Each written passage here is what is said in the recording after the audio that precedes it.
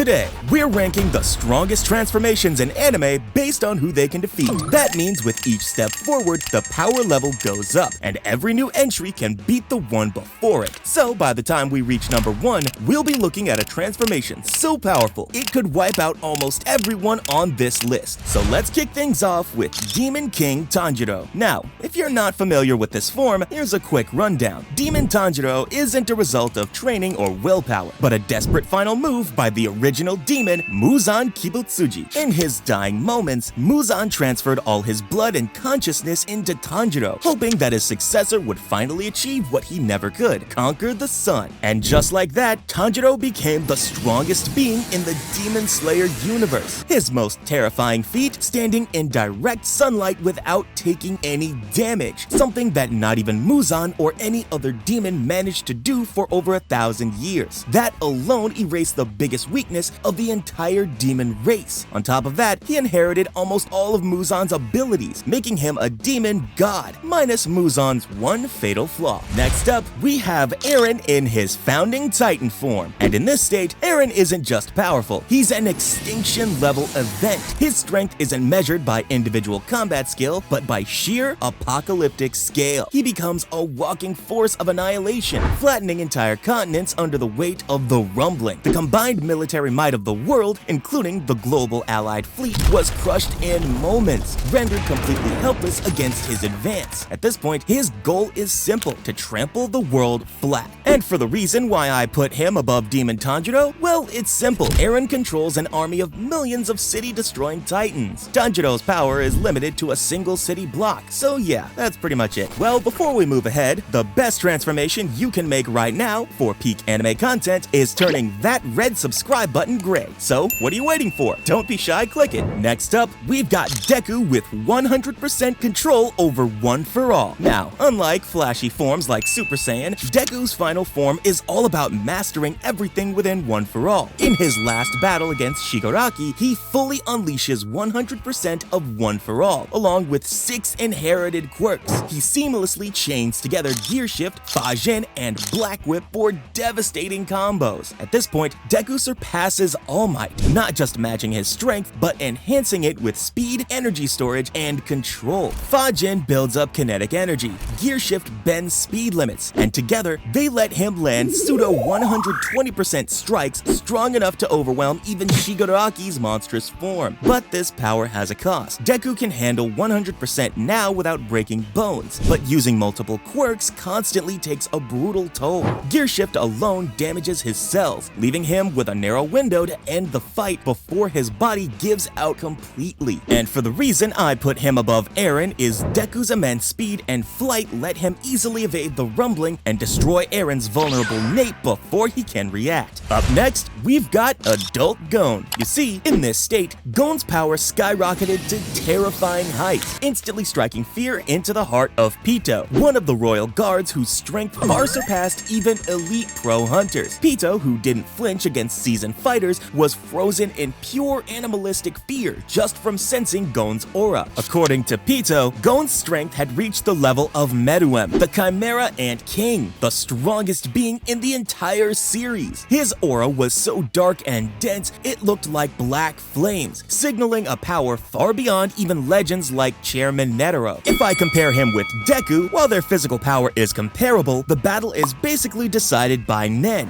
Deku has no defense against Goon's overwhelming aura. Goon's Jajunken is not just a punch, it's a concentrated blast of life energy that would bypass Deku's conventional durability and deliver a lethally devastating blow. So yeah, that's why I am placing him above Deku. Next, we have Natsu's Fire Dragon King Mode. Fire Dragon King Mode represents a colossal leap in Natsu's power, elevating him from a strong wizard to a being capable of overwhelming the most powerful antagonists in the series. While Dragon Force is already considered the peak of Dragon Slayers, Fire Dragon King Mode goes even beyond that. This form unleashes flames so intense they can burn through immortal immortal flesh and even erase magic itself from existence. Natsu first activates this mode during his battle with Zeref, and the results are jaw-dropping. With the Fire Dragon King's Demolition Fist, he not only tears through Zeref's magical defenses, but actually wounds his supposedly immortal body, a feat no one thought was even possible. If Happy hadn't stopped him, Natsu would have straight up incinerated Zeref right then and there. For the reason I put him above Goon is that he has no defense against Natsu's overwhelming heat and area of effect damage, and would be incinerated before he ever got close enough to attack. Now, when it comes to cutting through magic itself, how can we not talk about Asta's perfect devil union? In this form, Asta doesn't just stand his ground, he takes on the strongest beings in existence, the supreme devils of the underworld. Unlike every other magic knight who relies on mana, Asta's power comes from the absolute opposite, absolute anti-magic. While even the captains were crushed under the weight of Lucifero's overwhelming magic, Asta was the only one who could face him head-on and actually land damage. That alone puts him in a league of his own, the Clover Kingdom's ultimate counter to any magical threat. In this form, Asta becomes a walking embodiment of anti-magic. His most impressive feat? Casually walking through Lucifero's gravity magic, a power so intense it warped reality and flattened everything in its path. Asta simply negated it by existing, and this anti-magic is the reason why I placed him above Natsu. Next, we have Mob in his Berserk form. And in the world of Mob Psycho 100, this is the absolute peak. While Mob's emotional 100% states like rage or sorrow are incredibly powerful, the Berserk state is something entirely beyond them. It's not just Mob using psychic power, it's as if the power itself takes on a life of its own. A walking natural disaster, this form unleashes energy that feels limitless and effortlessly dwarfs every other character in the series. Even Toichiro Suzuki, the leader of the Claw who spent decades hoarding psychic energy, was completely crushed by it. The sheer intensity of this form can warp the environment, casually reshaping cityscapes like they're toys. Unlike Mob's 100% bursts, which have clear limits, the Berserk form appears to draw from an endless reservoir. It absorbs ambient energy non-stop, and when it tries to transfer that power to others, the surge is so overwhelming it nearly causes them to explode. Now, for why I placed him above Asta is that Mob wouldn't throw a magical projectile to be cut. He would simply immobilize and crush Asta's body with overwhelming invisible psychic force before Asta could ever get close enough to use his swords. Next, we have Naruto's Baryon mode, the most powerful and heartbreaking transformation of his entire journey.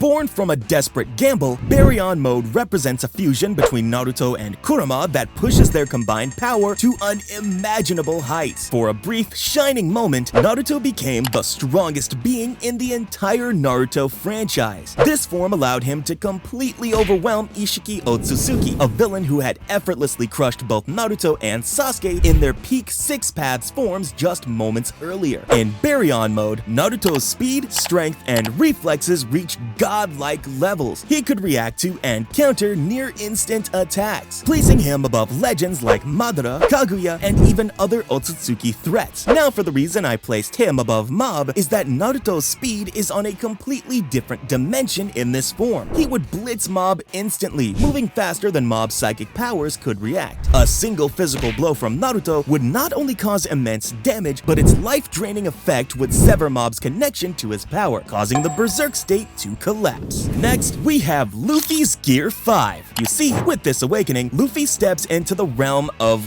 gods. Gear 5 instantly places him at the very top of the One Piece power scale, strong enough to go toe-to-toe with and ultimately defeat Kaido, the so-called world's strongest creature. But Gear 5 isn't just about power, it's about freedom. This form gives Luffy complete creative control in battle, letting him bend reality itself. His body moves with cartoon logic, ignoring physics, reshaping his surroundings, and turning the battlefield into his personal playground. His imagination becomes his greatest weapon. Sure, Gear 5 still has its drawbacks, mainly the strain it puts on Luffy's stamina, but knowing him, it's only a matter of time before he pushes past that too. After all, this is Joy Boy Reborn, and we're just getting started. Well, Naruto's Baryon mode and Luffy's Gear 5 are a bit controversial to rank, but if you ask me, Luffy's cartoon physics provide the ultimate defense. His rubbery body would absorb and negate the physical force force of Naruto's punches, rendering the life drain effect useless. Meanwhile, Luffy's own attacks, like the island-sized Bajrang gun, possess far greater destructive power, allowing him to win with one overwhelming blow. But what do you think about this? Let us know in the comments down below. Next up, we have Satoru Gojo at full power. Now, this isn't a transformation, it's just Gojo being Gojo. Born once in a century, he's the only sorcerer to inherit both the Six Eyes and the Limitless Curse technique, making him the undisputed strongest sorcerer in the world. And that title isn't just hype, it's reality. His mere presence was enough to delay the plans of curses and enemy sorcerers for years. They didn't want to fight him, rather than wanted to seal him. In battle, Gojo is a one-man army, casually exercising multiple special grade curses at once. His control over space with infinity, combined with his devastating hollow purple, makes him nearly untouchable. The only one in Jujutsu Kaisen history who can truly stand on his level is the original Sukuna, the king of curses. Now, why did I put him above Luffy's Gear 5 or Naruto's Baryon mode? Simple. Gojo's infinity makes him untouchable, stopping all physical attacks from both Naruto and Luffy before they can land. They simply cannot harm him. In return, Gojo can bypass their unique defenses entirely, erasing them from existence with hollow purple or instantly neutralizing their minds with his domain expansion. Next, we have Ichigo's final Bankai, Tensuzangetsu in its true complete form. This isn't just a power-up, it's the culmination of Ichigo's entire existence. Achieved during his final battle against Yhwach, this form represents Ichigo's acceptance of every part of his heritage, his Shinigami powers from his father, his Hollow and Quincy lineage from his mother. It's a full fusion of everything he is: human, Hollow, Quincy, and Soul Reaper, compressed into one transcendent force. In this state, Ichigo stands at the absolute peak of the Bleach universe. His spiritual pressure becomes so dense and unstable that even Yhwach, after absorbing the Soul King and gaining near omniscience, struggled to grasp its true nature. He even remarked that Ichigo's power was still evolving mid-battle, a terrifying revelation in itself. When Ichigo unleashed this form, his speed was so overwhelming that he appeared before Yhwach in an instant and cleaved him in two with a single devastating slash. Though Yhwach regenerated, the feat demonstrated a level of speed and raw power that shocked the omniscient villain. Now, why is Ichigo's final Bankai ranked above Gojo? Because his power operates on a higher dimension. Ichigo's spiritual pressure would crush Gojo's domain, and his Getsuga Tensho slices through space itself, bypassing infinity entirely and hitting Gojo directly, rendering his most powerful abilities useless. Next, we have Shinra in his Shinra Banshoman form. At this point, we're not talking about power in the traditional sense anymore. As Shinra Banshoman, Shinra becomes omnipotent. He transcends physical combat, existing beyond concepts like speed, strength, or durability. His abilities operate on a metaphysical level. He can rewrite reality itself just by willing it. In this state, Shinra literally holds the fate of the world in his hands. He has the power to erase the planet or recreate it from scratch, to bring the dead back to life, or reshape existence however he sees fit. The only being capable of even existing on the same conceptual level was Haumea, who had fused with humanity's despair to become a godlike entity of her own. At this point, Shinra isn't a hero or a fighter. He's a cosmic force, a creator, a god. There's not much else to say. If he thinks it, it becomes real. So for him, I guess it's obvious why I put him here. Next, we've got Saitama in what I like to call his sneeze mode. Yeah, I know, it's not technically a transformation. Heck, it's barely a mode. But just listen to the feats. At this point in the story, Saitama's power isn't just planetary, it's straight up multi-galactic. During his fight with Gato, a chart literally showed Saitama's power skyrocketing in a vertical infinite line, leaving even Gato's god-tier exceptional growth in the dust. He'd become so absurdly strong that the laws of physics and causality started breaking just being around him. Remember when blocking Boros's planet-busting attack was impressive? Now, Saitama's casual actions are wrecking celestial bodies as mere side effects. And the craziest part, after the battle while standing on Io, the dust in the air tickled his nose. He sneezed, just sneezed, and the sneeze wiped off the entire gaseous surface of Jupiter. One involuntary burst of air from this man erased a gas giant that weighs more than all the other planets in our solar system combined. So yeah, Saitama earns his spot here, even if it's not a transformation transformation, his power is so absurd it demands a seat at the god tier table. Next, it's time for our top 3 transformations. Now this one might be controversial, because now we've got Goku's Ultra Instinct. This form elevates him to a level rivaling and sometimes surpassing the gods of destruction. Even the incomplete Ultra Instinct let him match Jiren, a mortal stronger than a god. But once he unlocked the silver-haired perfected Ultra Instinct, he completely overwhelmed Jiren. Later, Goku refined it into true Ultra Instinct, channeling his Saiyan emotions instead of relying on calmness, making it more instinctive and better suited for him. Now I get it. You're probably thinking, why isn't this number 1? But hear me out. Ultra Instinct, for all its godlike power, comes with massive drawbacks. The stamina drain is brutal. Maintaining it, especially in its perfected form, burns through energy at an insane rate, leaving Goku vulnerable after just a few minutes. On top of that, the mental discipline required is extremely fragile. One slip in focus, one stray emotion, and the form collapses. Worst of all, it's not invincible. When Black Frieza appeared, he shattered Goku's Ultra Instinct with a single devastating blow. So yeah, Ultra Instinct is legendary, but in the end, it's still not untouchable. Now claiming the number 2 spot, we have Jin Woo's final form at the end of solo leveling. As the fully awakened Shadow Monarch, Jin Woo isn't just strong, he's transcendent. He became the most powerful being in his universe, wielding strength on a cosmic, conceptual scale. He didn't just defeat the monarchs who invaded Earth, he annihilated them, including Antares, the King of Dragons, and the Monarch of Destruction, the strongest among them all. Jin Woo's power is more than physical. He embodies death itself. He sees the threads of life, raises the dead at will, and commands legions with absolute authority. His spiritual pressure is so immense that lesser beings cannot even withstand his presence, and he can shift between dimensions like it's nothing. At this stage, he is no longer truly human. He is a spiritual being, a monarch. Now here's why I've placed him above Goku's Ultra Instinct. Jin Woo has shed every mortal limit. He no longer has a body in the traditional sense. What we see is the physical manifestation of his spiritual essence.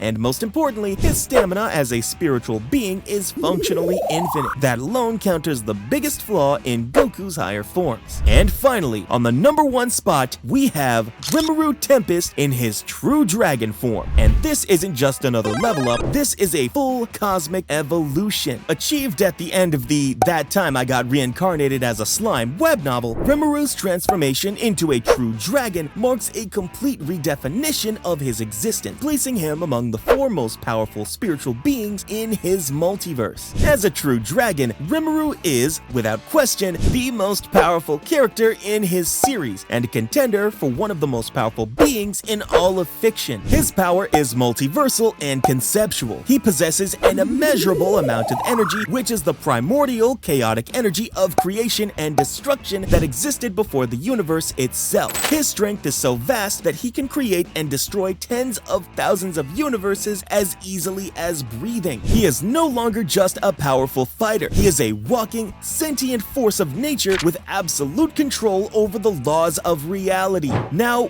why place him above Jin Woo? Simple. Rimmeru's power, thanks to Manus, CL, Void God Azathoth, and his fusion with Stellar Dragon Veldora, gives him authority over all concepts and laws of the universe. He could simply create a law that states death does not apply here, or souls cannot be extracted, completely neutralizing Jin Woo's core authority. He can also create and destroy entire universes, realities with their own sets of laws, and could simply trap Jin Woo and his entire army in a pocket universe where their powers don't function. So yeah, this slime is way more powerful than it looks. Click on this video next where we made What If the New Anime Generation Fought the Old Generation Legends. Go on, click it.